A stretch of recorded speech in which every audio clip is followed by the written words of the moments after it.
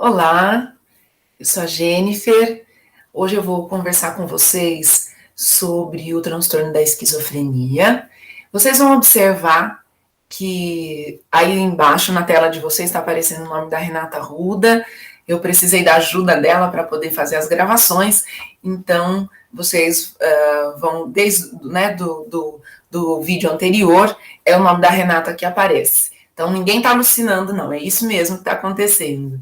Eu sou psicóloga, eu sou pedagoga e já trabalho há muito tempo com os transtornos. Então, o que nós vamos conversar um pouquinho hoje é de como esse transtorno se apresenta, o que ele traz de prejuízo e como a gente vai cuidar disso no dia a dia, para onde a gente vai mandar essa criança e esse adolescente para ser tratado, para ser cuidado e para nos ajudar e ajudar a família.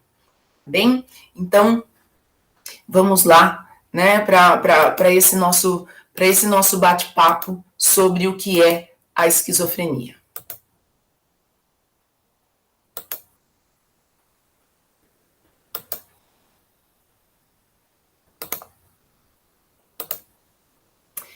Então, vamos lá. Eu separei para nós uma leitura de leite, né, da Cora Coralina, que diz assim: desistir, eu já pensei seriamente nisso, mas nunca me levei realmente a sério. É que tem mais chão nos meus olhos do que cansaço nas minhas pernas, mais esperança nos meus passos do que tristeza nos meus ombros, mais estrada no meu coração do que medo na minha cabeça. Essa fala, né, da Cora Coralina, ela vai muito ao encontro de nós professores. Nós muitas vezes nos cansamos, nós muitas vezes queremos desistir, nós muitas vezes achamos difícil, né? Mas a gente está aí, porque o professor ele tem esse movimento, né? Ele tem esse movimento interno daquilo que está demais, daquilo que precisa ser melhor, né? E do quanto ele consegue ganhar forças e continuar. Essa é a beleza de ser professor, né? Isso é o que nos dá esperança, isso é o que nos motiva, isso é o que nos dá vida. Que bom, né? Que bom que isso nos movimenta e que nós estamos aqui para estar junto dos nossos alunos, para estar junto dessas famílias, para poder oferecer a eles uma mão, né, amiga para caminhar. A esquizofrenia, ela é uma condição comportamental. Lembre-se, nós estamos falando de um transtorno. E como eu disse anteriormente, o transtorno nasce com a pessoa.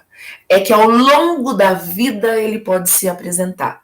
Então, a esquizofrenia, ela é uma condição comportamental que começa antes dos 18 anos, né? Raramente, assim, uma criança começa a apresentar os sinais, mas pode acontecer, mas na adolescência, quando as manifestações se iniciam, quando elas têm caminhos para poder acontecer, é na adolescência que isso vai acontecendo. Como a gente vai percebendo, né? Porque vão acontecendo sintomas psicóticos que prejuízos para o processo cognitivo, para o afeto, porque ele vai se distanciando, porque ele começa a temer as pessoas, ele começa a desconfiar das pessoas, e também tem uma grande influência na habilidade de se relacionar com as outras pessoas. Então, nós podemos dizer que as habilidades sociais, né, que as habilidades emocionais, elas vão ficando comprometidas na presença dos prejuízos, na presença dos surtos psicóticos que começam a se apresentar aí na adolescência. Então, a esquizofrenia, quando ela tem um início precoce, né, que está ali essa criança com a gente, 10, 12 anos, né, ela é uma condição comportamental rara, que afeta cerca de 1 ou 2 em cada 1000 estudantes, sendo que os meninos 2 vezes mais acometidos do que as meninas. Então, mais uma vez, mais um transtorno que a gente vê se apresentando muito muito mais nos meninos do que nas meninas, né? Então, por que a gente coloca que é uma condição comportamental rara? Porque não é muito comum que isso tenha o seu início na infância, né? É mais comum na adolescência, é mais comum nessa outra janelinha aí da personalidade, como eu coloquei para vocês. Nós temos o primeiro momento em que se compõe aí a personalidade, né, na primeira infância, então por volta dos 6 aninhos, e depois aos 12 anos, um outro momento significativo dentro da formação da personalidade, e onde os transtornos começam a se manifestar se houver, se o meio, né, se as condições de vida desta criança, desse adolescente, for permitindo que isso vá acontecendo. Então, essa patologia, ela vai prejudicar o desempenho acadêmico. Por quê? Porque uma criança alucinada, um adolescente alucinado, ele não sabe perceber se aquilo é real ou não, se aquela pessoa que está ali é real ou não, se o que ela está ouvindo, que é também uma característica muito importante, que são as vozes, se elas são reais. E as ordens, geralmente as vozes dão ordens para essa pessoa. Então, isso tudo misturado ao fato de estar na sala de aula, de estar nos ouvindo, e mais o barulho, e mais... Então, isso é tudo muito perturbador.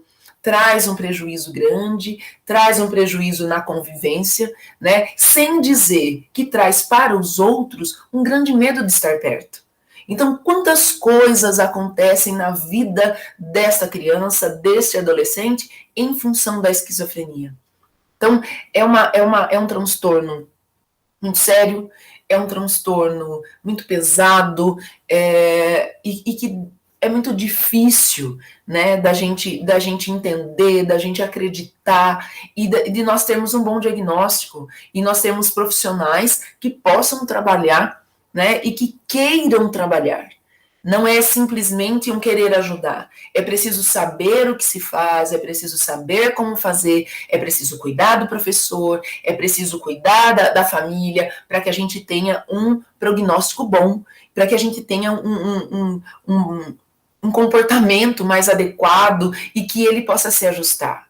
O que nós percebemos, né, dentro dessas situações todas, um transtorno cuidado no tempo certo, medicado adequadamente, traz para a vida condições de conviver.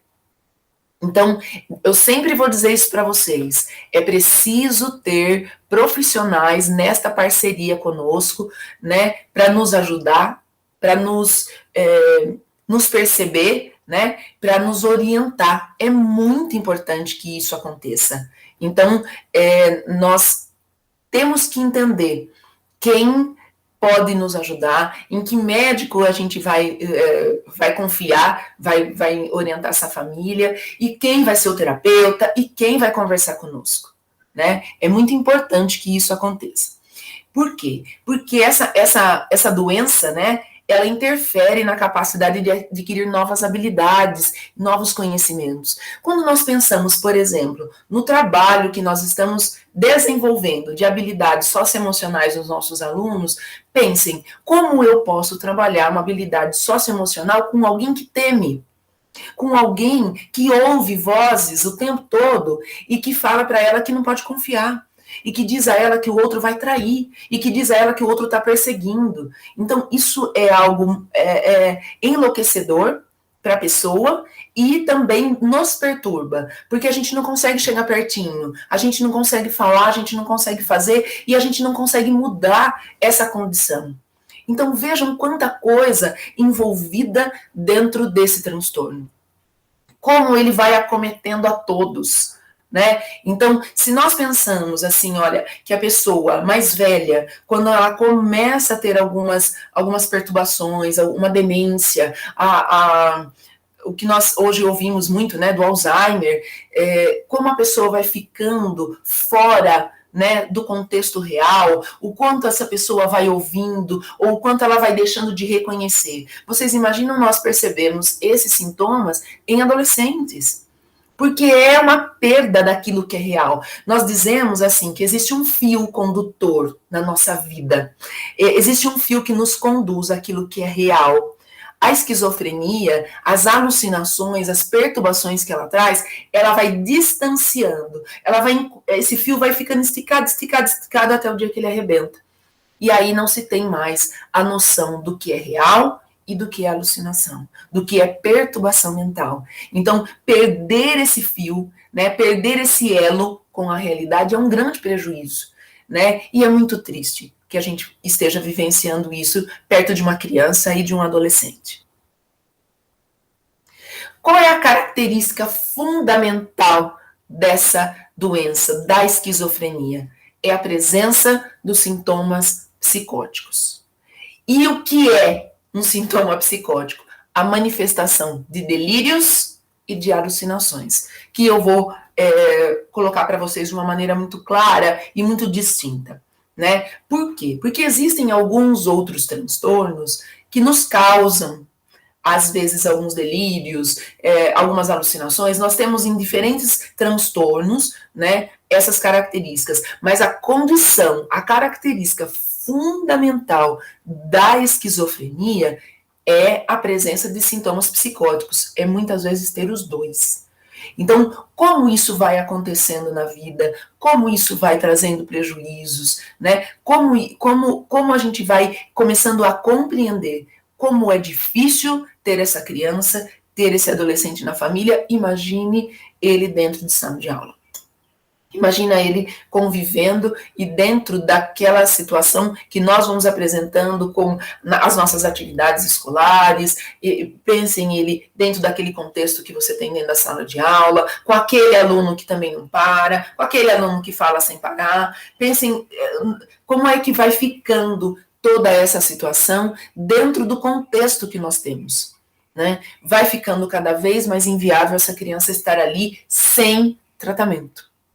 Não dá para estarmos com uma criança ou um adolescente em manifestações esquizofrênicas, né, com todas as perturbações que a esquizofrenia traz, sem tratá-lo, sem ajudá-lo, sem conseguir mandar essa criança, né, para um tratamento adequado.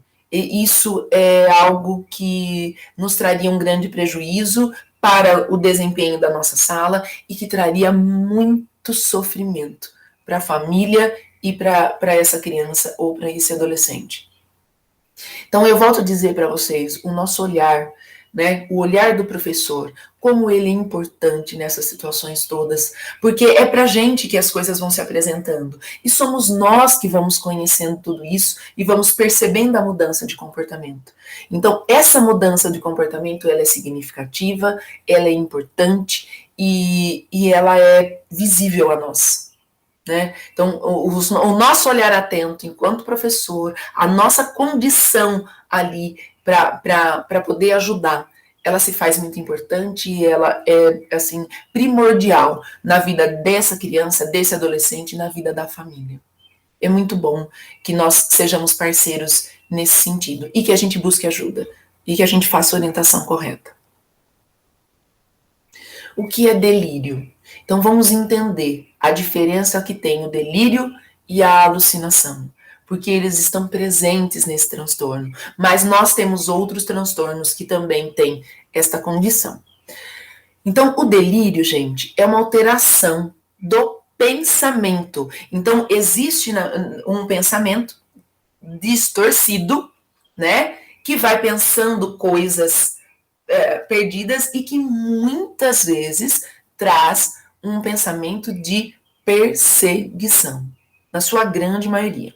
Então, quando o jovem perde o juízo da realidade, lembra que eu falei para vocês que ele vai quebrando aquele cordão da realidade e a capacidade de distinguir o que é falso do que é verdadeiro. Então, começa aí. Ele vai perdendo o senso da realidade e ele já não sabe mais se você está ali na frente dele, se você não está, se o outro que falou está fora dele ou se está dentro da cabeça dele. Então, o pensamento começa a ficar perturbado, o pensamento começa a se perder, e é nesse momento que ele pode ficar agressivo, que ele pode ficar deprimido, vai depender do que esse pensamento constrói, do quanto ele tira a realidade e coloca, né, e acrescenta aí algo perturbador. Então, pensar essas coisas parece pra gente algo tão fora da realidade, né, mas para ele fica muito real. E fica muito evidente que você vai traí-lo a qualquer momento. Você vai fazer alguma coisa, você vai prejudicá-lo de alguma maneira. A presença desses pensamentos, que são irreais, né, comprometem a compreensão dos fatos. Então, essas alterações comprometem a interação dessa pessoa, né, com outras pessoas. Então, no convívio, por conta dele se sentir ameaçado o tempo todo, o convívio fica prejudicado. E aí dá a impressão que todo mundo vai me trair. Que a mãe não é boa, que o pai não é bom, que esses amigos, eles vão fazer alguma coisa, então você precisa arquitetar algo, né? Ele vai sempre estar arquitetando, ele vai sempre estar criando alguma coisa para sair de cena. Ou dentro da sua cabeça, dentro dos seus pensamentos, ele precisa fazer alguma coisa para se proteger. Sempre, sempre, sempre, sempre ele precisa se proteger. Sempre vai acontecer alguma coisa que vai levá-lo a ser traído. Sempre vai acontecer algo que vai tirá-lo daquela situação, daquilo que ele acredita e ele precisa destruir ou ele precisa transformar. A criança pode apresentar pensamentos bizarros, como acreditar que alguém está perseguindo, tentando ler sua mente, né? Então eles podem se machucar também, porque eles querem que a voz saia dali, ou porque ele acha que aquela pessoa pôs um chip, né, nele. Então, assim, que existe uma comunicação por telepatia, ou que a televisão está enviando informações codificadas para ela. Eu tive uma paciente jovem, ela tinha uns 18 anos, e ela tinha muitas crises. E a mãe não tinha me contado que ela era esquizofrênica, e a mãe começou a trazê-lo com um diagnóstico de depressão, por conta desses momentos mais deprimidos que a pessoa pode ter. Nesses atendimentos, ela me falava algumas coisas, me contava algumas coisas, assim, que eu ficava em dúvida, mas eu ainda era estudante, né? Foi o meu primeiro caso na faculdade ainda de psicologia, foi uma menina esquizofrênica, e ela me contava assim, quando eu comecei a perceber, ela ia para uma igreja, ela frequentava a igreja evangélica, então ela me trazia coisas que haviam acontecido, e aí ela começou a me trazer situações dizendo que ela estava interessada numa pessoa lá, que a pessoa piscava para ela, né? Ela ia me contando coisas. Aí ela voltava. Na outra sessão, ela me trazia mais informações de uma outra pessoa que tinha olhado, que tinha piscado, que tinha ficado, tinha terminado o culto e ela tinha ficado até o final para conversar. Ela foi me passando, ela foi me colocando e essas coisas me deixavam intrigadas, mas eu não desconfiava porque eu não tinha nem ideia disso, né? Comecei a levar isso para minha professora em supervisão, ela também, nós ficamos assim, nossa, né? Será que é tudo isso? E chamei a mãe, né? E a mãe falava, não acontece isso, ela vai mesmo, ela vai para a igreja, ela cisma com as pessoas, a mãe dizia assim, ela cisma com as pessoas, e aí ela se interessa, isso aconteceu em algumas sessões. E aí um dia ela me trouxe um fato, dizendo que a mãe tinha, ela não estava se sentindo bem, ela não conseguia comer, e a mãe tinha deixado pessoas entrar na casa dela e injetar droga nela. Eu vi, eles injetavam, minha mãe me segurou.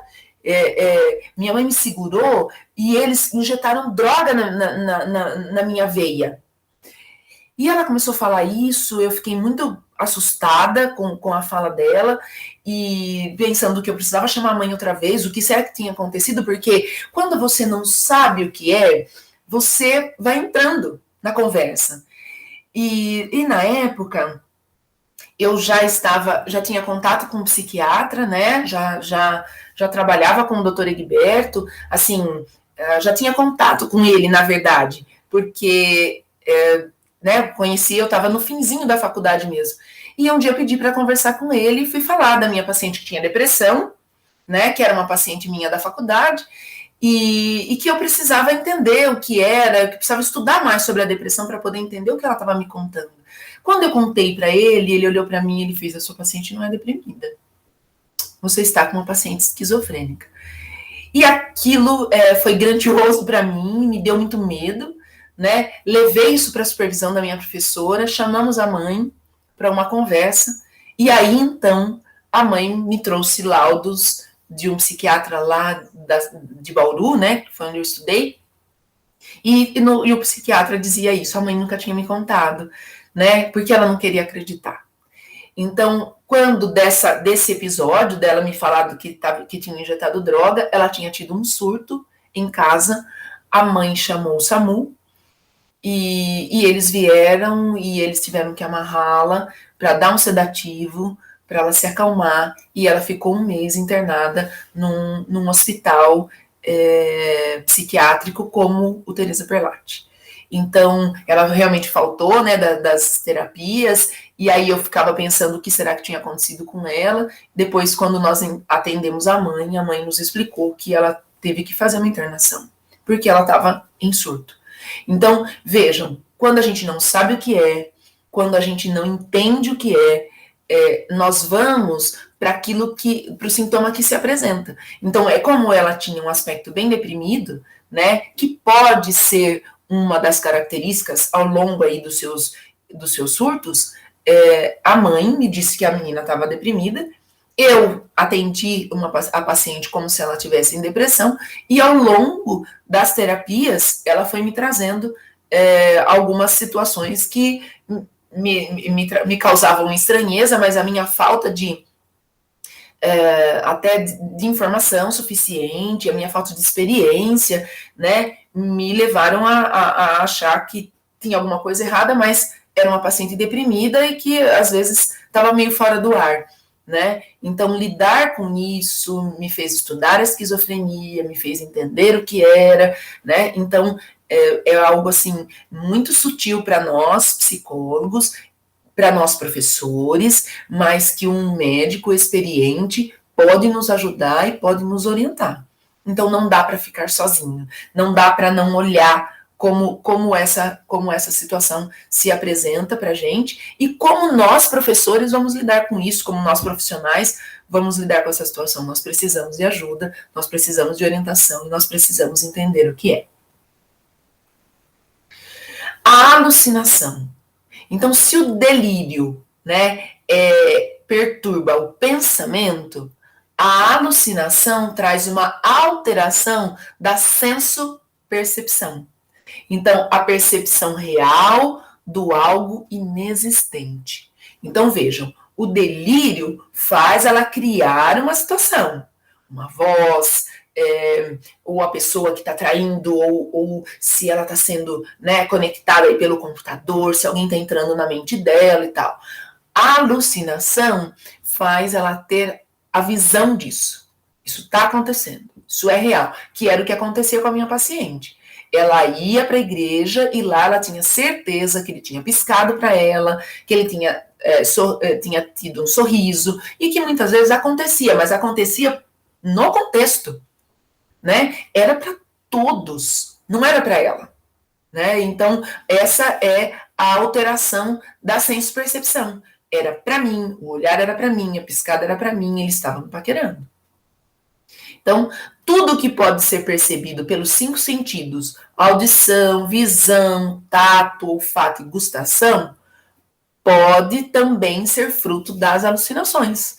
Então, sendo as auditivas e as visuais as mais frequentes, por conta de que os pensamentos perturbados provocam as vozes, né? E pode também ajudar na visão. Então, eu vejo aquela pessoa, eu acredito que ela está falando comigo, eu arquiteto as coisas para poder resolver essa situação, para poder cuidar disso tudo e para poder me proteger, né? Então, a criança escuta ou vê algo que não existe, mas que na cabeça dela é real. Por quê? Porque aquele fio condutor, né, da realidade está se quebrando.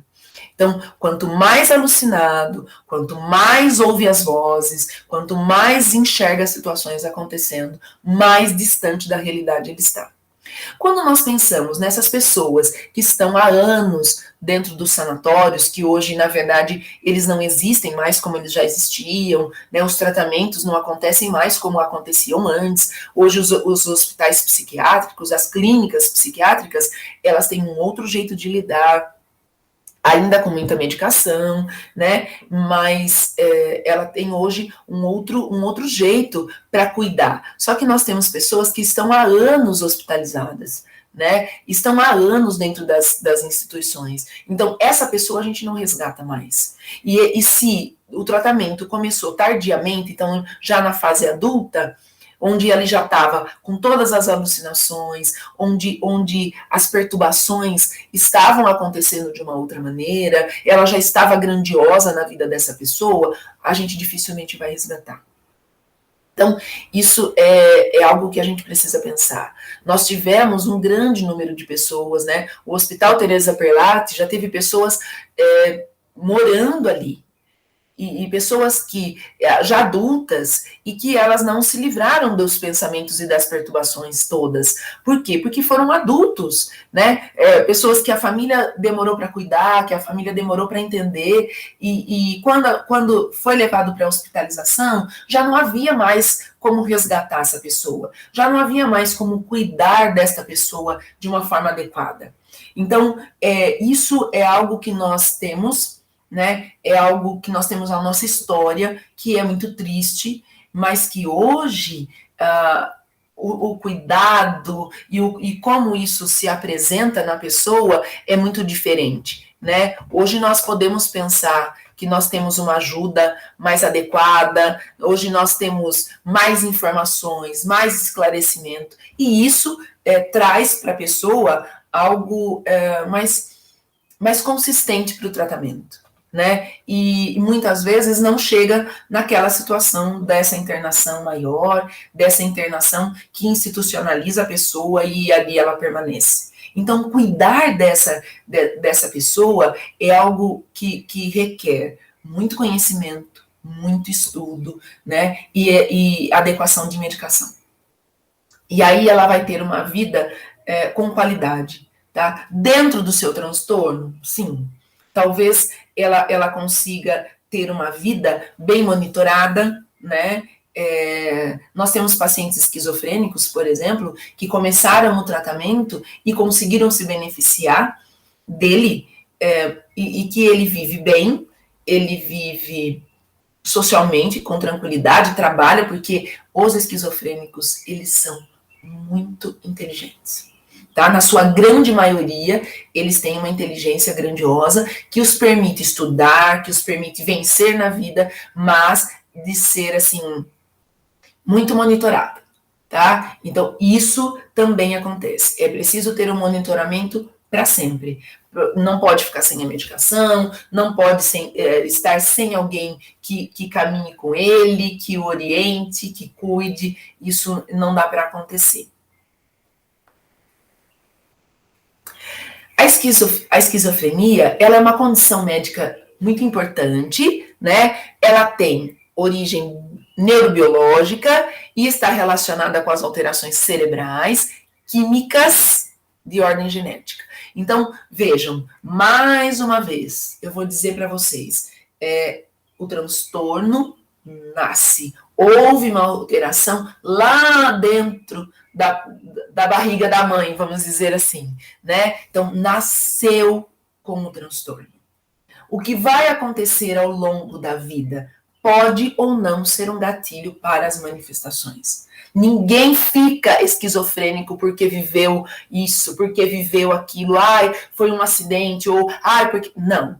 A pessoa, ela tem a manifestação do transtorno por conta disso. Mas ela já nasceu. Ela já nasceu com um transtorno, né? E isso pode ter as manifestações dentro de todos esses contextos que a gente está conversando, ou só uma pequena mania de perseguição, fica meio alterado em algumas coisas, mas não tem essa grande conotação.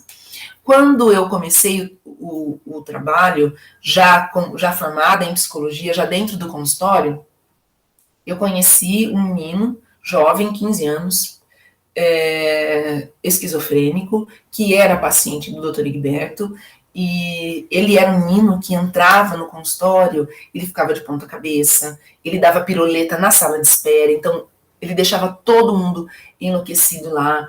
A mãe vinha muito cansada, muito sofrida, era uma mãe que sofria muito, e uma mãe que vinha para o consultório para poder descansar, porque ela sabia que nós íamos cuidar dele o tempo que ele estivesse ali. Então era uma mãe que era recolhida, que ficava no sofá, que às vezes até cochilava no tempo da espera da consulta dele com o doutor. E esse menino, quando o doutor começou a cuidar dele, né, medicação, adequação da medicação, ele foi se aquietando, mas a mãe não dava nem dipirona para ele sem ligar para o doutor Egberto. Ela ligava e dizia, doutor, ele não está bem, ele está com febre, eu posso medicar? E eu me lembro muito de ouvir isso do doutor. Ele dizia assim, não é porque tem esquizofrenia que não pode ter uma dor de barriga. Não é porque tem esquizofrenia que ele não pode estar com uma febre. Se ele não melhorar da febre, você leva ele para o pronto-socorro. Porque eu estou cuidando do transtorno. Mas da febre, da dor de barriga, é outro médico que vai cuidar. Então, mas ela tinha tanto medo de medicá-lo e perder o efeito da medicação, e ele voltar a ter os surtos, que ela ligava para ele para pedir absolutamente qualquer orientação de qualquer medicação. Então, ele é um menino que ficou super bem, que passou no vestibular, que estudou na Unesp, né, que passou em concurso público, é um menino que tem uma vida hoje, porque a gente o acompanha ainda, uma vida muito boa, assim, com tranquilidade, namora, né, não tem mais surtos, tem uma vida vigiada? Tem uma vida vigiada, porque tem que tomar medicação, levou a namorada um dia para uma consulta com o Dr. Egberto, para ele explicar o que era o transtorno. Então, ele não é um menino que oferece nenhuma ameaça, né, para o convívio social, e muito menos para esse relacionamento, mas um menino que precisava dizer para ela a verdade, né? E que no contexto, na convivência, ele é um menino assim, que se ninguém souber, né, vai tratá-lo como alguém que tem assim uma mania de organização, porque ele faz tudo muito certinho, tudo muito dentro da regra, porque foi assim que ele aprendeu a viver. Foi dentro das regras, foi organizando as coisas, então ele fica muito assim como se fosse só uma pessoa com uma mania de organização. Ele é super organizado, mas ele faz as coisas no seu tempo, então ele não vai fazer duas coisas ao mesmo tempo, ele faz essa, termina, começa a outra, tá? Por quê? Porque é assim que ele consegue, é dentro dessa sistematização, dentro dessa organização que o pensamento dele acontece, né? Os estudos científicos, eles não param, né? Já faz anos que os estudos vão acontecendo e foram evoluindo, graças a Deus, né? Eles foram evoluindo. Eles evidenciam que as alterações genéticas estão envolvidas em associação com fatores ambientais. Mais uma vez, né, nós já falamos isso quando falamos do outro transtorno, e olha aí se repetindo a mesma fala. Então, a condição ambiental, como essa criança é inserida, como esse jovem vive na sua casa, pode ser um gatilho, pode provocar essa alteração e ele começar a entrar em surto. Então, a vida, né, o contexto familiar, ele nos leva para essas situações todas, de manifestação dos transtornos, de manifestação de todas as características que podem acontecer dentro de um transtorno, muitas vezes acontece aqui, com a casa, com o jeito da casa, com a dinâmica familiar, né? Lembrando, é preciso ter o transtorno, é preciso ter a predisposição para ele. Um contexto familiar não vai criar uma criança esquizofrênica. Uma criança que nasceu com transtorno da esquizofrenia pode ter o seu primeiro surto diante de uma situação familiar. Ok? Quais são os fatores genéticos, então, da esquizofrenia? Então, uma pessoa portadora de esquizofrenia, né, a chance dele ter um filho que apresente o problema é 10 vezes maior se comparados a filhos de pais sem a patologia. Eu coloquei aqui pra gente uma cena, né, do filme Uma Mente Brilhante, para que vocês possam, assim, quem já assistiu o filme vai começar a fazer as conexões com ele, e quem não assistiu, eu convido a assistir. Um filme realmente maravilhoso, que fala de toda essa trajetória que eu estou dizendo para vocês, e que conta de uma pessoa que tem o prêmio Nobel de Física, né? É uma história real, e de que teve a manifestação na infância. As primeiras manifestações dele, né, foram por volta aí dos 6, 7 anos. Tá? O filme mostra isso, e ele foi depois, ao longo da sua vida, não tratado, né? Ele foi um caso de uma pessoa adulta que foi para tratamento, né? E dentro desse processo adulto, ele teve muitas perdas, embora muito inteligente, embora talvez da sua turma de física o mais inteligente, né? O filme vai retratando bastante isso, mas as alucinações também grandiosíssimas. Essa cena, por exemplo, do filme, que ele está vendo os números, vou dar só um spoilerzinho aí do filme, ele está vendo códigos, tá? Códigos importantes para os Estados Unidos, e ele está vendo todos esses números e, assim, de uma maneira grandiosíssima. Então, essa cena é uma cena de alucinação. Porque ele está pensando, tá? Tem delírio e alucinação nessa cena. Ele está pensando, mas ele também está vendo. Então, as coisas... olha, quem gosta de filme, quem se interessar por filme, esse filme, ele é de um grande aprendizado, né? Vai ficar muito claro para vocês como é que as coisas vão acontecendo, né? E como o quebrar esta realidade é algo, assim, que acontece com eles, é algo que faz com que eles fiquem perdidos, tá? Por conta dessa quebra aí da realidade.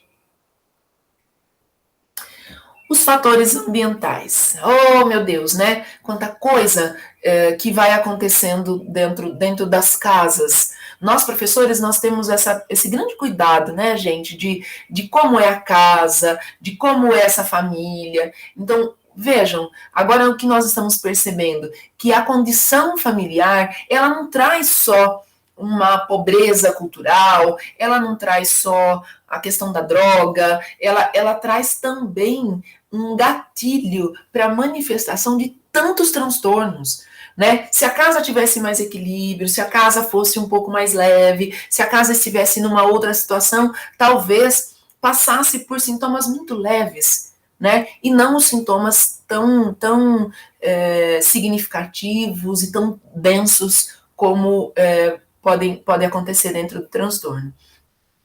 Apesar de haver fortes indícios da origem genética, né, da doença, os aspectos ambientais também devem ser considerados, pois alguns estudos indicam que eles podem funcionar como gatilhos para o disparo dessa grave condição comportamental. Então, quer dizer, nasceu, teve a predisposição genética, está lá correndo nos genes, né, dessa pessoa, mas a condição ambiental, a casa onde eu estou, como é a conversa na minha casa, como é a condição estrutural da minha casa, pode disparar o meu funcionamento, pode disparar, né, os aspectos aí mais graves desse transtorno. E essa perturbação que envolve a todos, que acomete a todos, pode gerar um grande prejuízo para a vida dessa criança e para a vida desse adolescente. E isso nos entristece muito, né? Porque poderia ser diferente, né? Poderia estar numa outra condição. Mas nós sabemos que os nossos alunos têm casas perturbadoras também, têm situações muito sérias e muito graves, né? E aí fica um grande corredor para as manifestações acontecerem.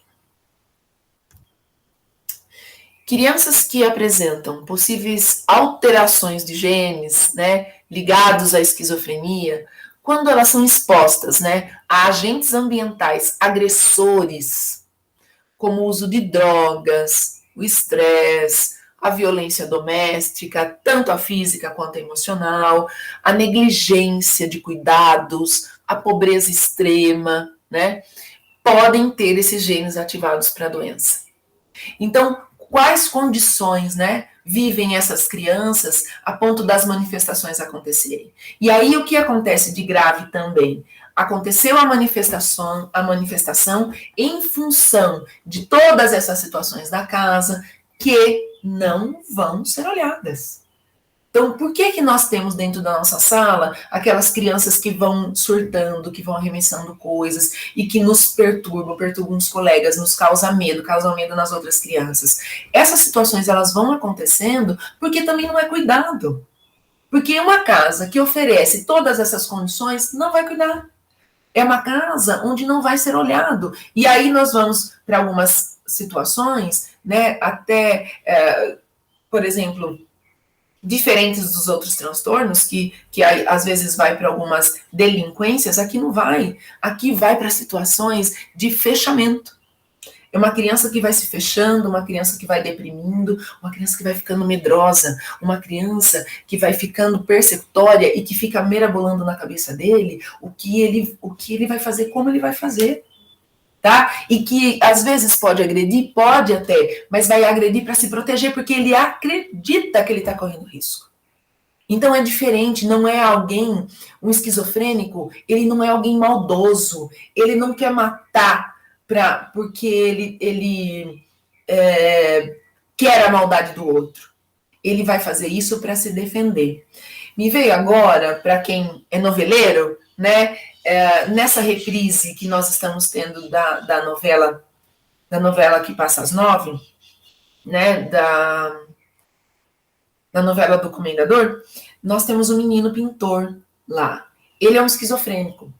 Então, ele tem... Qual é a história daquele menino? Ele matou a namorada, ele foi preso por conta disso. Mas quando a história vai se revelando, vai mostrando que ele estava em alucinação, né? E que ela era uma ameaça para ele. A voz mandava ele matar. Quem assiste a novela, né? Quem já viu algumas cenas dele, de vez em quando ele fica assim. Daí ele fala assim. Eu vi até essa semana uma cena dele dizendo assim, ó, pega você, vai lá você, mata, vai lá você. Então assim, a voz, ela é muito real, ela é muito presente, ela dá ordem de comando, né? Nem sempre a voz vai falar coisa boa, a voz sempre fala, está te traindo, vai te trair, vai acontecer, faça alguma coisa, né? Então esse é o histórico do esquizofrênico. Então, ele foi preso porque ele matou a namorada, mas ele não matou a namorada porque ele queria o mal dela, porque ele era um assassino em potencial ou alguma coisa assim. Um delinquente. Ele matou porque a voz falou que ela ia trair.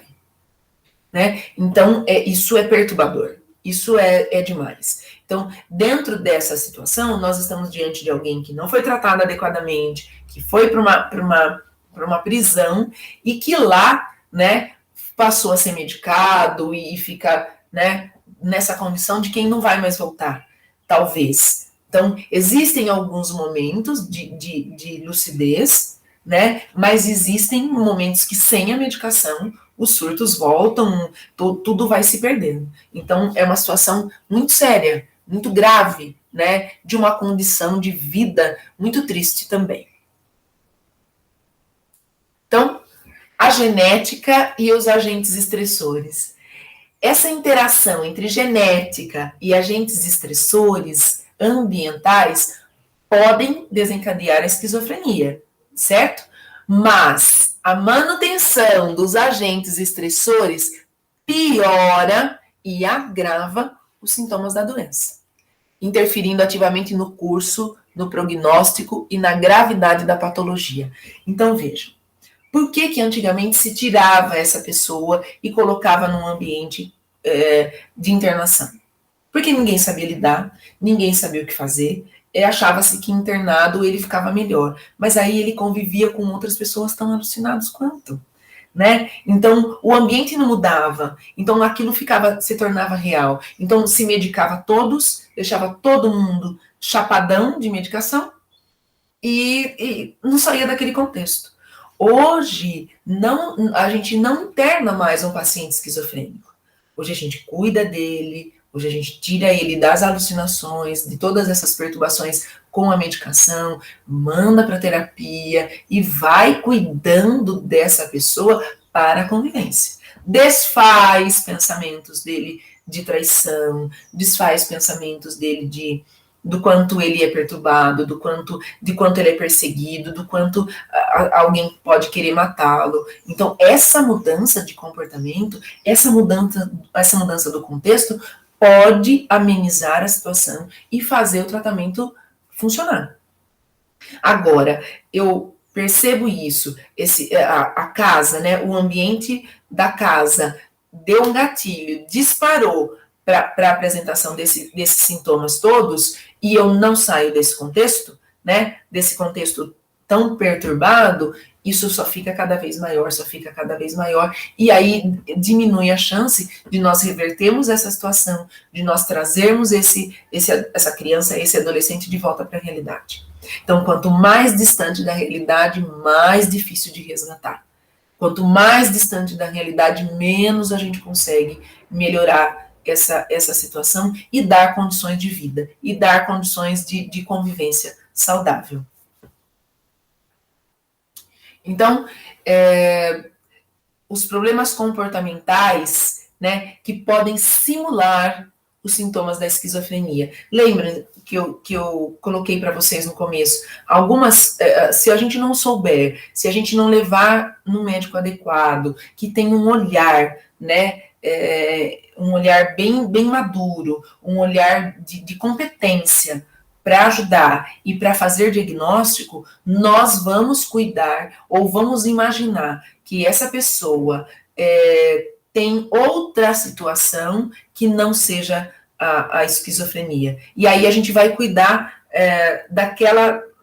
daquilo que se apresenta, de um sintoma, né, que apresenta. Ou então, a criança tem uma outra situação que também provoca delírio, e aí eu acho, esquizofrênica, tá? Então, tanto de outras patologias que têm condições de delírios me levam a pensar que pode ser esquizofrenia, né? Como tendo esquizofrenia em situações de delírio me façam pensar, não, isso que ele tem é isso aqui.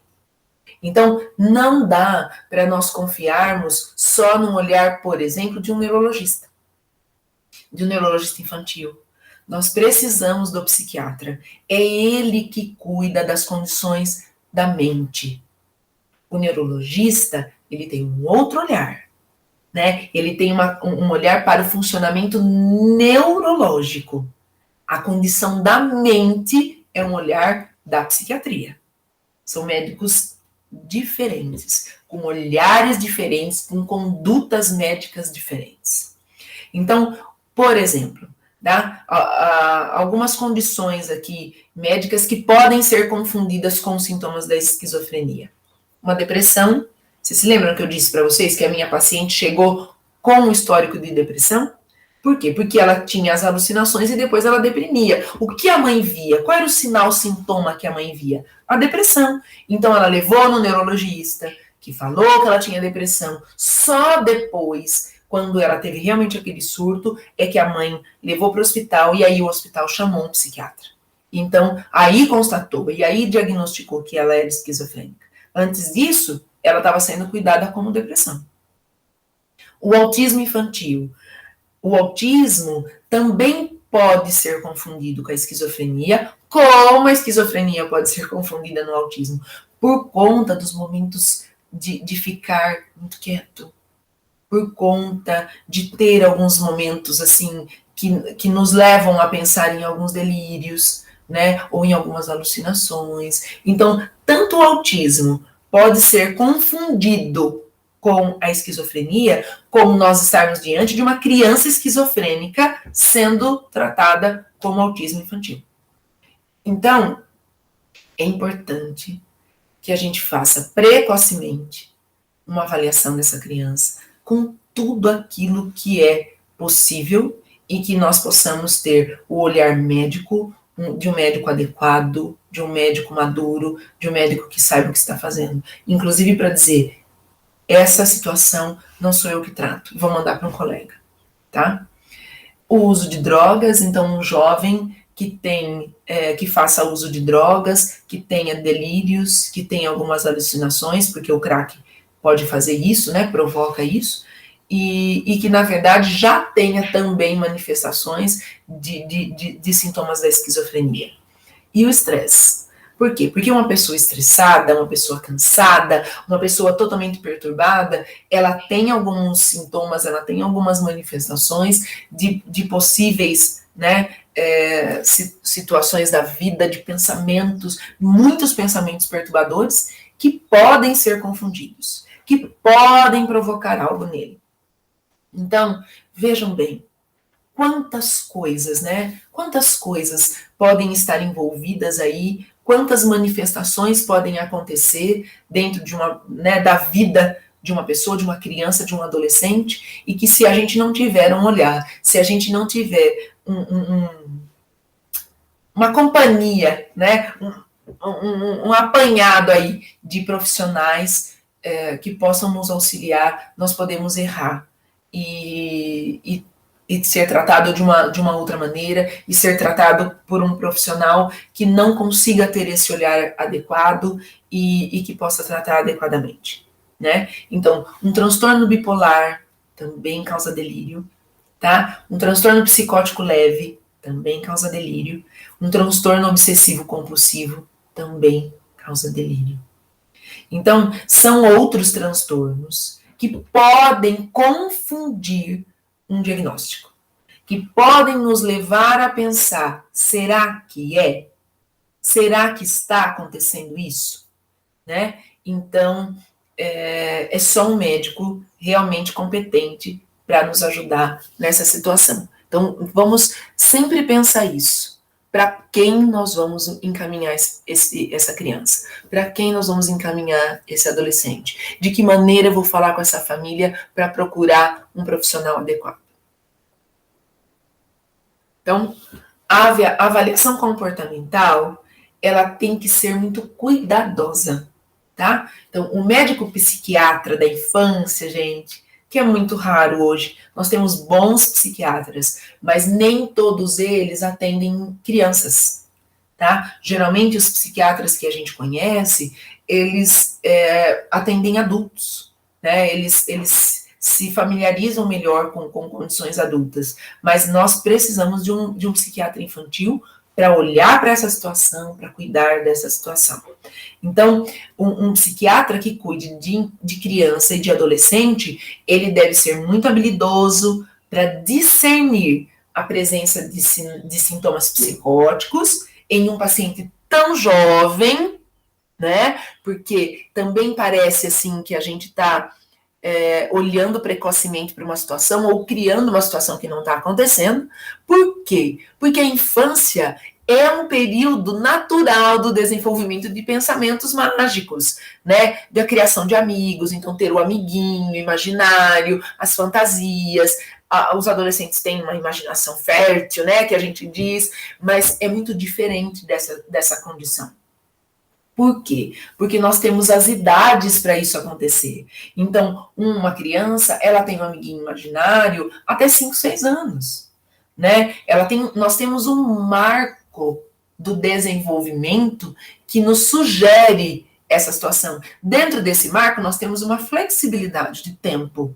Agora, estar sempre com esse amigo, sempre falando sozinho, né? E eu tenho certeza que alguém pode estar dizendo assim, nossa, mas eu falo sozinho até hoje. Será que eu sou esquizofrênico? Não, né? Então, assim, existem algumas situações que nós vamos avaliando. Vocês se lembram quando eu coloquei do TOD, do TC? Nós precisamos ter a prevalência desses sintomas no mínimo 6 meses.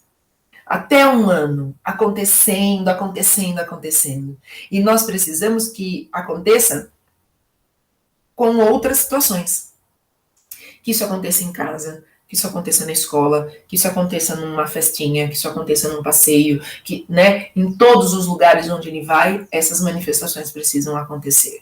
Tá? Não é só, porque quando tem um amiguinho imaginário, a criança fala, mas eu quero levar o meu amiguinho, não sei o que, ele pode ir junto, não senta aqui porque ele tá aqui, né? Então, e em outras condições, a gente vai percebendo, o amiguinho não tá junto, tal. Então, quando nós estamos diante de alguém que está em surto psicótico, em surto da esquizofrenia, isso acontece o tempo todo, em todo lugar, né? Então, existem marcos do desenvolvimento onde ter um amiguinho imaginário é possível, é natural, não está oferecendo risco nenhum, e nós temos outras situações. Eu acho que o que é importante para nós é pensarmos que o amigo imaginário, eu quero que ele esteja nos lugares comigo, eu quero levar, ele está falando isso, ele está falando aquilo. A alucinação, o delírio, né, do surto psicótico diz que as pessoas estão me traindo. Diz que as pessoas estão causando mal a mim. Tá? Então, nessa condição, por exemplo, de pensar também de que está acontecendo alguma coisa, eu tive também uma paciente jovem, já que de criança tinha algumas situações, mas a casa não oferecia problemas, a casa não oferecia para ela fatores de gatilho, né? Mas na adolescência ela mudou para o Rio de Janeiro, e lá no Rio de Janeiro, em função de toda a problemática, né? Em função do estresse que é a cidade do Rio de Janeiro, os tiros e todo o medo disso acontecer, ela começou a ter algumas manifestações. E ela, quando ela chegou para mim, né, quando a família voltou para Jaú para poder cuidar dessa menina, ela veio para mim dizendo que ela tinha contato com os traficantes pelo computador e que eles levavam droga para ela entregar, que ela vendia drogas. Eu falei, mas você via as drogas? Ela falou, não, eu não pego as drogas, eu vendo elas pelo computador. Eu falei, mas você abre, eu abro, e aí a mãe começou a ver que ela olhava, ela procurava coisas no computador, coisas que estavam ligadas ao tráfico, notícias, né, para saber onde estava acontecendo as operações lá no Rio, e aí ela tinha certeza que ela estava passando informações para os traficantes, de onde eles não deviam ir e de qual lugar era seguro para ir. Então, isso é uma crença mesmo, porque ela ouvia, ela tinha certeza que ela estava fazendo isso no computador. Então, isso é diferente do amigo imaginário, tá? Então, é um outro tipo de manifestação, é uma outra situação que se apresenta, é de uma outra maneira que as coisas vão se revelando para a gente. O que é possível fazer? O que é preciso fazer quando a gente começa a perceber os sintomas da esquizofrenia? Então, o tratamento da esquizofrenia de início precoce, ela envolve uma psicoeducação, né, sobre a doença, sobre o medicamento, sobre a psicoterapia familiar, sobre a psicoterapia cognitivo-comportamental. Essa cena que eu coloco aqui para vocês é um outro filme muito interessante, que é o filme da Nise da Silveira, que foi a primeira médica a cuidar, a falar e a expor a esquizofrenia, tá? Ela fez um trabalho importante dentro de um sanatório, né, que houve toda uma repercussão dentro da psiquiatria com a coragem dessa mulher em revelar, né, em trabalhar questões de arte para acalmar os surtos. Ela fez inúmeras coisas, é um outro filme que vale a pena assistir, é um outro filme que traz como os tratamentos aconteciam, o olhar da Nise da Silveira, e lá, né, quando ela começou esse tratamento, como era o tratamento que os médicos acreditavam que ia resolver.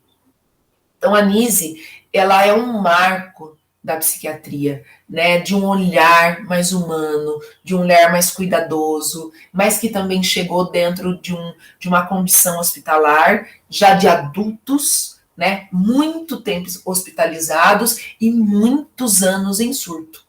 Então, o resgate se torna mais difícil, trazer um contato para a realidade é algo que fica prejudicado, em função do tempo, tá? Mas é um outro filme que vale a pena assistir.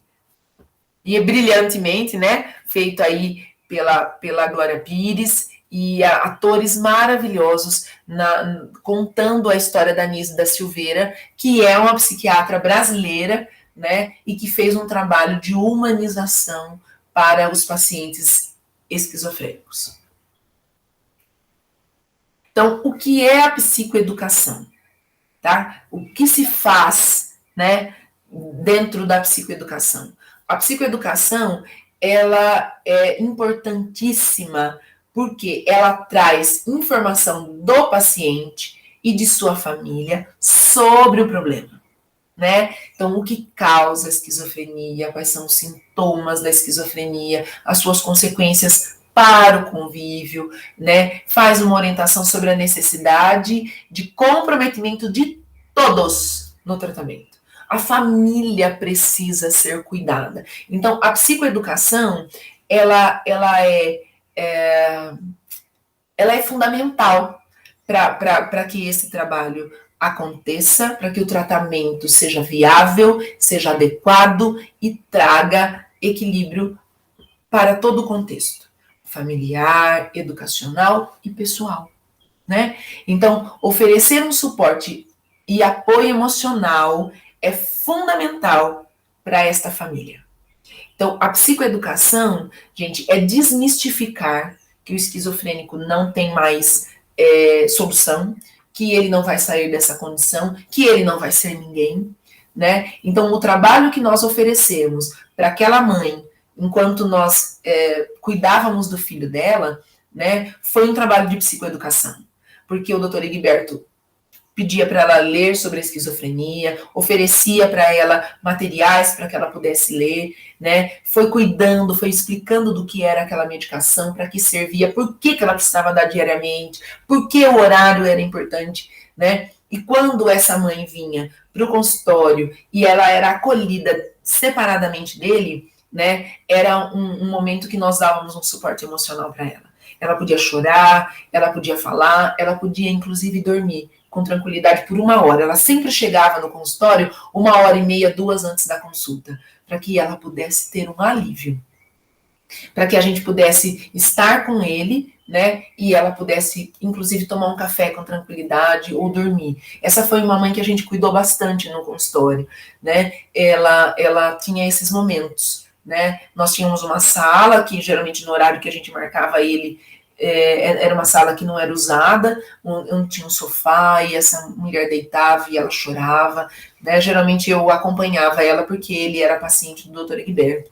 Então, foi um trabalho, né, também de suporte emocional para essa mãe, muito importante, que trouxe um resultado para a vida dela e que foi um grande apoio para a pessoa que ele é hoje, né? Hoje ele é um menino, assim, que a gente tem muito orgulho, né, de ver como ele se transformou, né, e onde ele chegou, aí, mesmo dentro das suas limitações, mesmo dentro da sua patologia. No Brasil, existem associações de familiares, né, de apoio aos portadores da esquizofrenia. Uma delas aqui, né, um exemplo que apareceu aqui importante para a gente, é o ABRE, né, Associação Brasileira de Familiares, Amigos e Portadores da Esquizofrenia. Essas associações, elas são importantes, gente, como são as APAES, né? Como são as associações que vão se juntando para falar da doença, né? Para falar do transtorno, para trocas de experiências, lugares onde eles possam estar em terapia. Então, isso é um fortalecimento, né? Nós, por exemplo, na nossa realidade, nós não temos esse trabalho, mas nós temos profissionais que são capacitados, que podem promover um grande apoio tanto para a família como para o adolescente, para a criança, e que pode orientar a nós professores, né, de como nós vamos lidar com isso, de como nós vamos conduzir isso. Então, é importante nós sabermos que existe um movimento familiar que veio cuidando, porque nós não temos poucos esquizofrênicos, né? Nós talvez tenhamos pessoas sem diagnóstico, né? Mas existe um grupo significativo hoje de esquizofrênicos no nosso país. A medicação. Nós temos muitos preconceitos, né, sobre a medicação, sobre o medicamento controlado, é porque é tarja preta, é porque isso, é porque aquilo, né? Quando nós estamos diante de uma situação tão importante como essa, né, de uma situação que vai exigir de nós um cuidado para a vida, né? Não dá para contestar a medicação. Precisa tomar. Ah, mas ele vai ficar dopado. Ele vai ficar de um jeito que ele é capaz de viver, tá? O estar dopado, gente, hoje, né, não é mais necessário. Hoje nós não passamos uma medicação, né? O médico não faz uma prescrição de medicação que deixa a pessoa no estado de ele tá dopado, isso é um preconceito que nós tínhamos ou que temos ainda, em função do que nós víamos nos hospitais psiquiátricos, tá? Então, ainda existe isso nos hospitais? Eu acredito que sim, né? Mas por quê? Porque nós também temos na condição hospitalar, hoje, pessoas que nunca foram cuidadas, e que já foram adultas, e que não conseguem mais, que já quebrou aquele cordão, né, da realidade. Então, aquele cordão, quando ele é rompido, a gente não resgata mais, né? Então, isso é importante a gente pensar que a medicação adequada traz qualidade de vida. A medicação adequada dá condições de viver, de continuar, de ir em frente, tá? Então, a medicação vai incluir os chamados neurolépticos e os antipsicóticos, tá? Então, são medicações que vão agir de maneiras importantes e distintas, né? Porque pode ter um ou outro ou associação deles, dos neurolépticos com os antipsicóticos. Isso é um procedimento, existe um protocolo médico para isso, cada um, né? Cada médico tem a sua conduta e faz da maneira como acredita ser bom para o seu paciente, tá? Então, o objetivo vai ser diminuir sintomas dos delírios, vai ser diminuir as alucinações, né? Dentro do cuidado aí afetivo, né? Então, para que toma medicação? Para diminuir e dar qualidade de vida. Não é possível cuidar de um esquizofrênico sem medicação. Não é possível. Só a terapia não faz isso, não há um trabalho a ser feito que não precise da associação do medicamento. Então, a parceria médico e terapeuta, família, escola, é o que traz benefício para a vida. É o que traz condições de conviver, condições de estar, condições de ser. É importante que a gente tenha isso muito claro dentro de nós. Não dá para cuidar de alguém sem o uso da medicação. A psicoterapia familiar e a psicoterapia cognitivo-comportamental. Por que a gente cuida da família? Porque a família adoece, porque a família fica sem estrutura, porque essa família fica perdida do que está acontecendo. Então, quando eu mando essa família para orientação, quando eu coloco essa família em terapia familiar, eu vou diminuir a ansiedade, eu vou reduzir sintomas depressivos, porque esse adoecimento é total, né?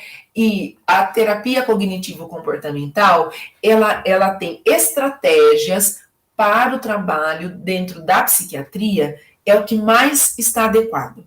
Por quê? Porque a terapia cognitivo-comportamental, ela trabalha com tarefas, ela tem técnicas, tá? Que ajuda na resolução de problemas. Então, ela é como se ela pudesse desfazer pensamentos, ela vai organizando o comportamento, ela vai trazendo a pessoa de volta para a realidade, ela apresenta aquele pensamento que foi trazido, ele é desfeito, né? O processo terapêutico, gente, ele é semanal, né? Ele é de enfrentamento das alucinações, ele é de enfrentamento dos delírios, né? E ele tem ele fica muito adequado e ele tem um prognóstico muito bom, mas a gente precisa cuidar de todo mundo. Precisa que essa família esteja em terapia para ser orientada, para lidar com seus medos também, para lidar com as suas situações, e o adolescente ou a criança, o jovem, né, ele precisa estar em terapia também para poder dar conta do que ele sente, para poder dar conta do que ele pensa. Tá? Então, as terapias, né, elas vão ser utilizadas aí na vida como um treinamento das habilidades sociais, tanto da criança quanto do adolescente.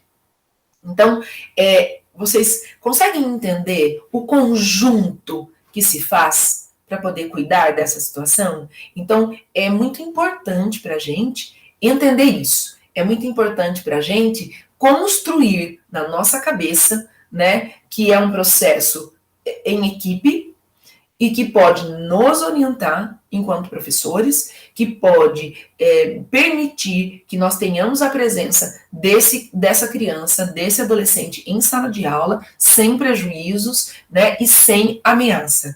E eu volto a dizer, essa criança, esse adolescente, ele vai reagir agressivamente se ele se sentir ameaçado. Ele não é maldoso, ele não traz risco, né, para a vida das pessoas por conta de ser um delinquente, tá? Ele pode, às vezes, ter algumas manifestações de agressividade por sentir ameaçado, por achar que ele vai ser agredido ou que ele vai ser traído. Por isso da importância do uso da medicação para diminuir isso, para diminuir os delírios, para diminuir as alucinações, e a importância das terapias. Porque vai sendo desfeito esse pensamento, vai sendo desfeita essa situação, a ponto de que ele consiga viver com tranquilidade. Todas essas intervenções, né, elas serão importantes para a melhoria dos sintomas, para o engajamento no tratamento, para a melhoria da qualidade de vida do paciente e dos seus familiares.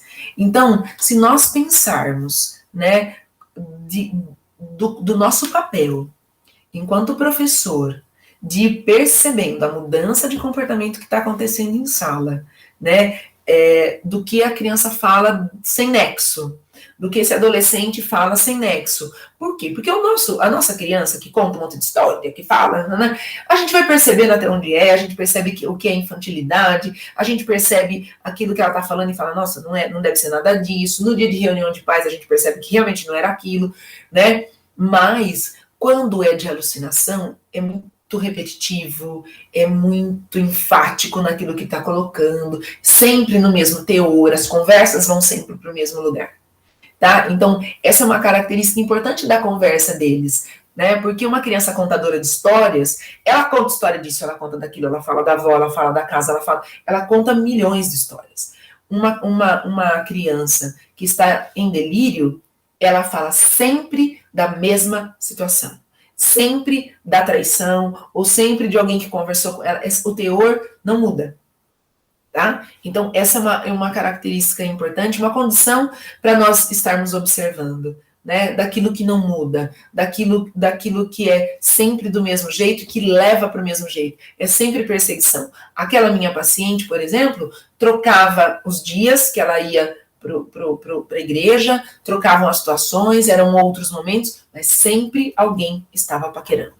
Sempre alguém tinha piscado para ela. Não importava quem fosse falar aquele dia, a pessoa que estava à frente sempre olhava para ela, sempre piscava para ela, sempre sorria para ela. Era uma paquera, né? E depois no contexto de achar que a mãe permitia que ela recebesse drogas, né? Que a mãe gostava disso, porque depois, entendendo do contexto, eu comecei a perceber que houveram outras situações, outros surtos em que ela teve que ser hospitalizada, em que houve uma medicação intravenosa, né? Então, isso acontecia, né?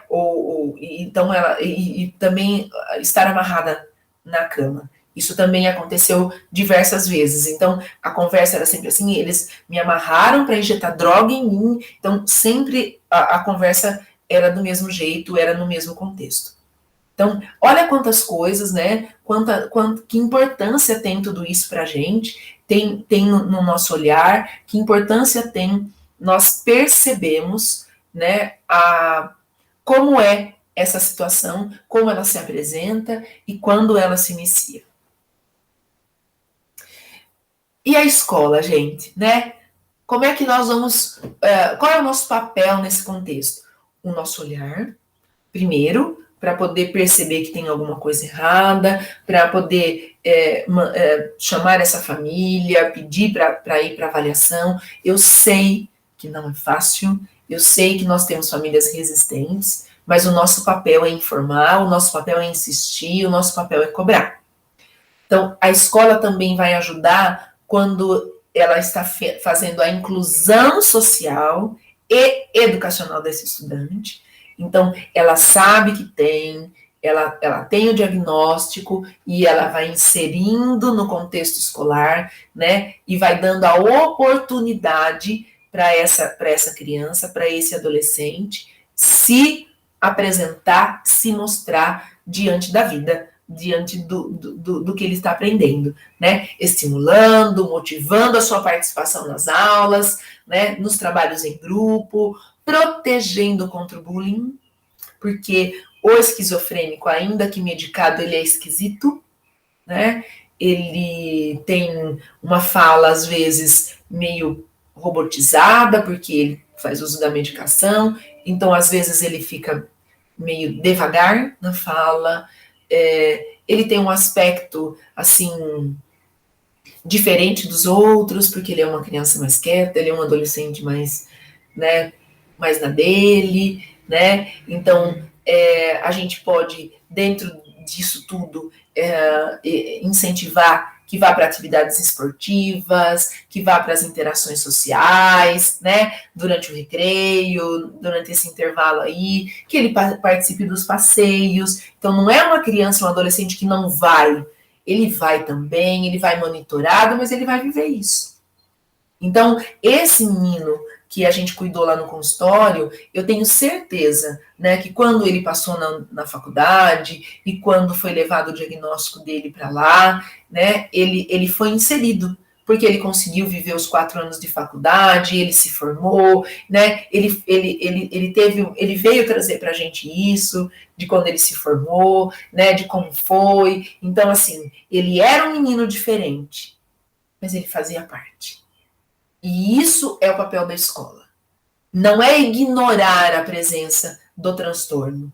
É saber que ele está medicado, é saber que está em tratamento, é cobrar isso da família, e quando estiver conosco, nós vamos fazer a nossa parte. De não deixar os outros tirarem sarro, de não deixar que as crianças façam brincadeiras ofensivas, né? Para que nós também não sejamos um ambiente estressor de gatilho para as manifestações dos surtos.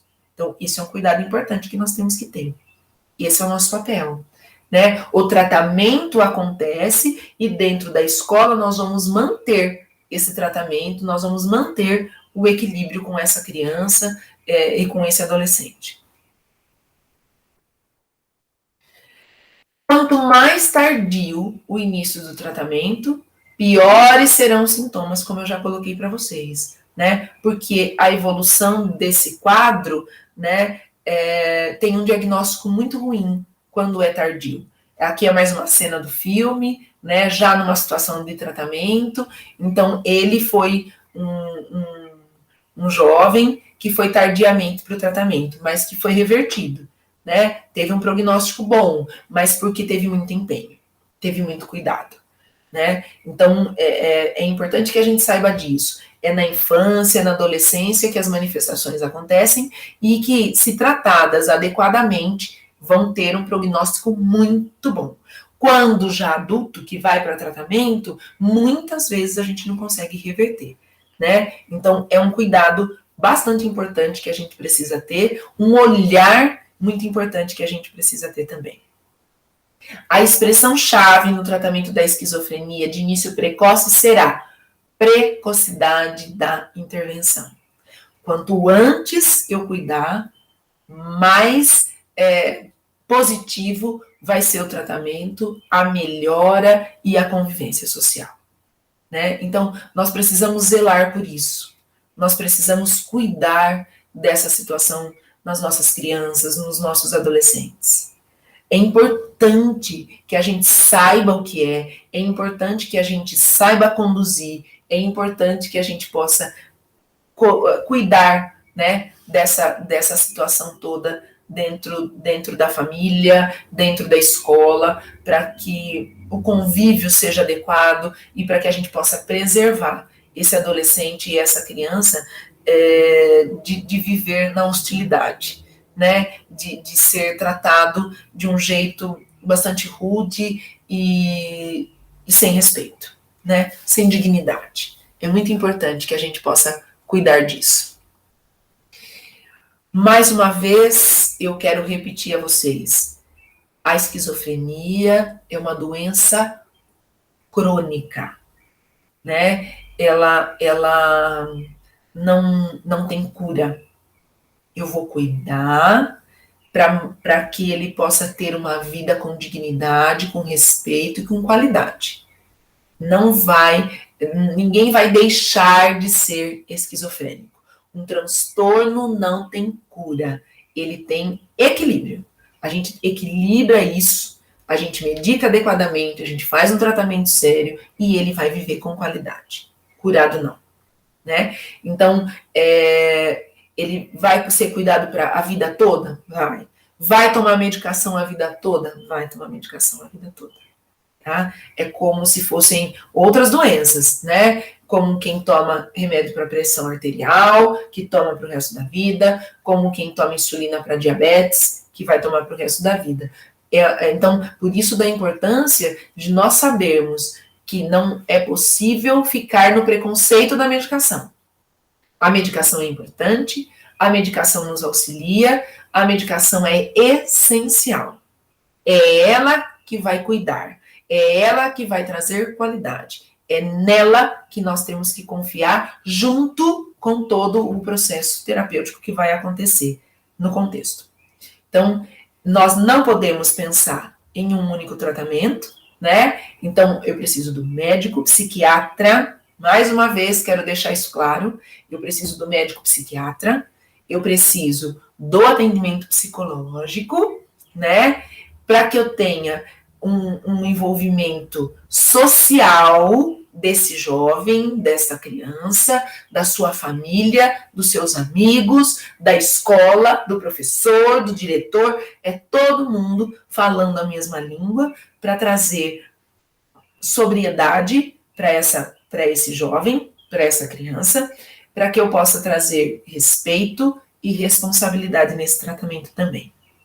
Então, esse trabalho em equipe, esse trabalho em conjunto vai contribuir para a melhoria da qualidade de vida de todos, tanto da criança, do adolescente, como da sua família.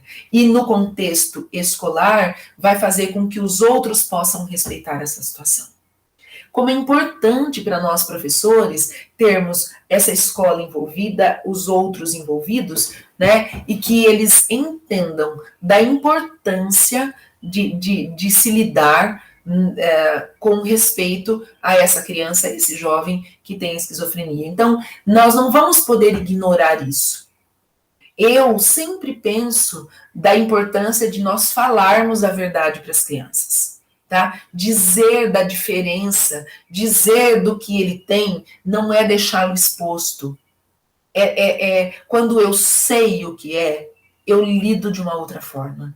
Porque eu sei que ele não está fazendo isso para querer aparecer, eu sei que ele não está fazendo isso para prejudicar alguém. Eu entendo que ele é diferente e que por isso ele faz tratamento, e que por isso eu tenho que cuidar, eu tenho que ajudar, eu tenho que dar a mão. Né? Então, trabalhar a inclusão dessa criança dentro de sala de aula é dar dignidade a ele e fazer um grande exercício social, né, com os demais. Então, isso é importante. Essa é a situação, né, que nós precisamos olhar.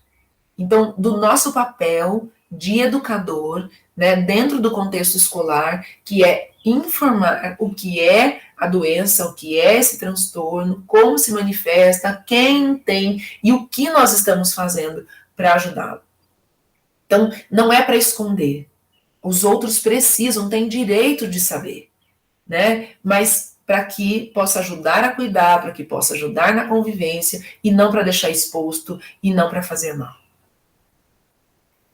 Eu trouxe aqui para vocês, né, sugestões de filmes, e para que a gente possa entender, porque conhecer vai ser algo bastante importante para vocês, poder entender um pouquinho mais, poder desmistificar algumas coisas. Então, o filme nos leva para isso. Então, eu trouxe 3 filmes aqui, né? Uma Mente Brilhante, que é esse filme que eu coloquei para vocês, né? Das cenas, é um filme que eu gosto muito, que dá muita clareza para a gente do que é, de como ela acontece, de como, né, toda a manifestação da esquizofrenia. A Janela Secreta é um outro filme que também vai trazendo essas condições do paciente esquizofrênico, e Anísio da Silveira, né, que é um filme que fala, então, da médica que desbravou um olhar mais humano para a esquizofrenia, tá? Então, são olhares importantes, gostoso, porque assistir um filme é sempre prazeroso e nos traz ensinamentos.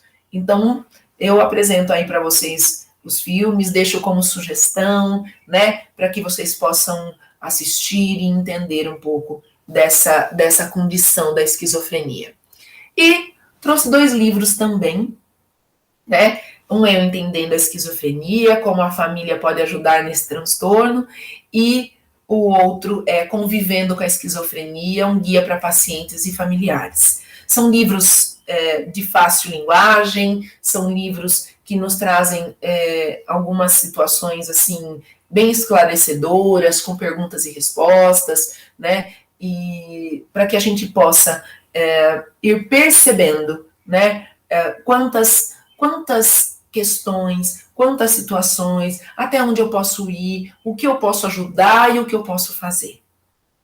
Né? Então, é mais um transtorno importante, mais um transtorno significativo, e que para a nossa vida dentro da escola é muito importante que a gente conheça, é muito importante que a gente respeite.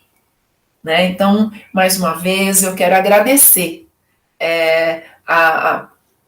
a possibilidade aqui de estar com vocês. É sempre um prazer falar para os professores, né, esclarecer algumas coisas, e eu espero que esse bate-papo tenha trazido para vocês muitas contribuições, tenha remexido em algumas coisas que vocês já viveram, que vocês pensam, que vocês sabem, né, e tenha trazido também um desejo, né, de conhecer melhor, de saber o que é, de poder entender. Então, muito obrigada, né? Obrigada por esse momento, obrigada por estar com vocês mais uma vez, né? Obrigada a a toda a possibilidade de fazer trocas com vocês, professores. Eu só tenho a agradecer esse convite e dizer que é sempre muito bom falar com professores. Até mais, gente. Até mais.